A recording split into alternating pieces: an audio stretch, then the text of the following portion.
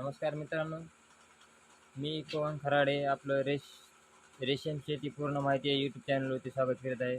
आज आपण या व्हिडिओमध्ये पाहणार आहोत की फॉर्म्युलिनचा वापर कधी करायचा, किती करायचा व कसा करायचा, जेणेकरून आपल्या बॅचला ग्रासरी हा रोग येणार नाही. कारण ग्रासरी हा रोग रेशीम शेतीतील सगळ्यात मोठा प्रॉब्लेम आहे आणि आपण तो रोग जर येऊन दिला नाही तर आपली बॅच 100% पूर्ण निघणार. कारण की दुसऱ्या कोणत्याही रोगाने एवढी बॅच फेल जात नाही, पण ग्रासरी रोग जर आला तर आपली बॅच 100% फेल जाण्याचे चान्सेस असतात. जेणेकरून आपल्या बॅचला ग्रासरी येऊ नये यासाठी आपण फॉर्म्युलिनचा वापर कधी करायचा व कसा करायचा आपण या व्हिडिओमध्ये जाणून घेणार आहेत. तरी चला, व्हिडिओ थोडा मोठा होऊ शकतो कारण माहिती भरपूर आहे. तरी तुम्ही व्हिडिओ लास्टपर्यंत पहा, जेणेकरून तुम्हाला सर्व गोष्टीची माहिती होईल फॉर्म्युलिनविषयी. फॉर्म्युलिनचा वापर आपण बॅच चालू असताना रोज पहिल्या 2 अवस्थेमध्ये रोज नाही केला तरी चालतो. कारण पहिल्या 2 अवस्थेमध्ये एवढी काही समज त्याची गरज नसते. पण आपण त्याचा वापर करताना पण कधी कसा करायचा, की डायरेक्ट पुडा फोडायचा आणि आपण आपल्या शेडवर नाईटला जी लास्टची चक्कर असते 8 किंवा 9 वाजता, तो शेडवर यायचं आणि शेड टोटल पॅक करून घ्यायचा आणि पुडा फोडल्यानंतर लगेच झटपट, कारण की त्याचा वास एवढा उग्र आहे का आपण ते मारल्यानंतर 5 मिनिटं पण शेडमध्ये थांबू शकत नाही. त्यासाठी आपण काय करायचं आहे, पुडा फोडल्यानंतर आपल्या 3 जे साईट असतात शेडच्या, त्या साईडने एक 10-10 फुटाच्या अंतरावर एक कप फॉर्मलिन सम समप्रमाणामध्ये 10-10 फुटावर टाकून द्यायचं आहे. जेणेकरून फास्ट टाकायचं फॉर्म्युलिन आणि तिन्ही बोळ्यातून टाकायचं आणि पटकून शेडच्या बाहेर जाऊन शेड बंद करून घ्यायचं. असं आपण रोज केल्यानंतर प्रॉब्लेम काय होईल, म्हणजे त्याचा फायदा काय होईल, की बाबा आपण शेड पॅक केला आणि फॉर्मून टाकल्यानंतर फॉर्म्युलिन एक गॅस पॉयझन आहे.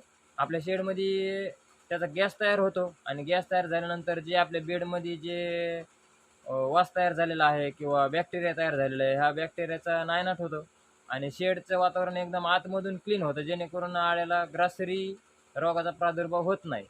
आणि आपण चौथा मोल्ट उठल्यानंतर रोज नाईटला चौथा मोल्ट उठल्यानंतर दोन किंवा 3 फीडिंग झाल्या तर रोज नाईटला आपण याच प्रकारे फॉर्म्युलिन मारून घ्यायचं आहे, जेणेकरून आपल्या आळ्याला ग्रासरी हा रोगाचा प्रादुर्भाव होणार नाही. आणि सगळ्यात मोठी गोष्ट म्हणजे आपल्या आळ्याला ग्रासरी होण्याचं एकमेव कारण आहे गरमी. टेम्परेचर जास्त झाल्यामुळे आळ्याला ग्रासरी हा रोग होत असतो. त्यासाठी आपण दुसरी एक काळजी घ्यायची आहे, की आळ्याला पेसिंग भरपूर द्यायची आहे. चौथा मोल्ट पास होईपर्यंत आळ्याला पेसिंग भरपूर द्यायची आहे, जेणेकरून आळ्याला गरमी होणार नाही आणि दाटे होणार नाही. कारण की आळीच्या शरीरामध्ये टेम्परेचर खूप जास्त असतं मोल्ट बसण्याच्या अवस्थेमध्ये किंवा पास होण्याच्या अवस्थेमध्ये. आणि आपण जर आळीला पेसिंग कमी दिली किंवा दाटे जास्त केली तर आळ्याच्या शरीरामध्ये गरमी जास्त असल्यामुळे आळ्याला मग ते ग्रासरीचा प्रादुर्भाव होऊ शकतो आणि शिरका होऊ शकतो. ग्रासरी हा असा रोग आहे का तो आपल्या आळ्याला समज 1 तारखेला जर ग्रासरीची लागण झाली तर आपल्याला आळी ही 5 तारखेला दिसणार ग्रासरी झालेली. आणि 5 दिवसामध्ये 5 दिवसानंतर दिसल्यामुळे त्याचा प्रॉब्लेम एक होतो, की आपल्यानंतर ते कंट्रोल करायला अवघड जाते. त्यासाठी आपण आळ्यांना ग्रासरी हा रोग होऊनच द्यायचा नाही. त्याच्यामुळे आपण आळ्याला पेसिंग द्यायची. आणि विशेषतः आपण बऱ्याच शेतकऱ्याचं ऐकलंय, की बाबा आम्हाला ग्रासरी आळ्या चौथा मोल्ट उठून 11व्या फीडिंगला आली किंवा 12व्या फीडिंगला आली किंवा 10व्या फीडिंगला लागली. शक्यतो 90% शेतकऱ्याला ग्रासरी ही 10 फीडिंग नंतरच येते. 7 फीडिंग 8 फीडिंगला ग्रासरी शक्यतो कोणाला तरी येते, जास्त करून येतच नाही. जास्त करून ग्रासरी 10व्या फीडिंगच्या पुढे येते. त्याचं कारण असं आहे, चौथ्या मोल्टमध्ये आपल्या आळ्याला गरमी तयार झाल्यामुळे बरोबर 5 दिवसानंतर ग्रासरी दिसते, म्हणजे बरोबर 10वा पाला येतो 5व्या दिवशी.